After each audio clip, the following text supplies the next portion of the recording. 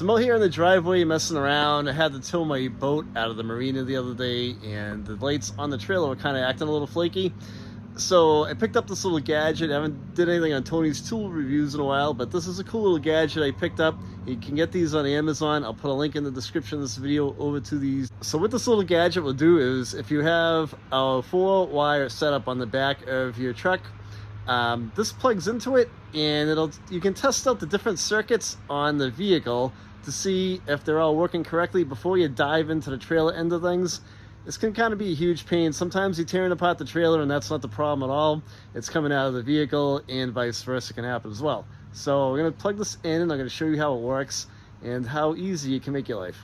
Now, some of you are probably going to comment. You can say, well, what do I need this little tool for if I can do it with the test light? Yeah, you're absolutely correct. You can do this with the test light as well. The little alligator grip, you ground that out to a hunk of metal or something, and you can probe each circuit with the probe here.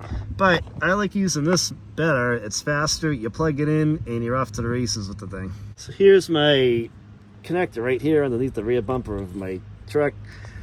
There it is right there. So all I'm going to do is I'm going to plug this in just like that.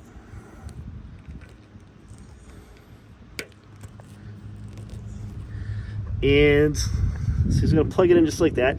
And there are a few lights on it, and those will illuminate when we test each circuit.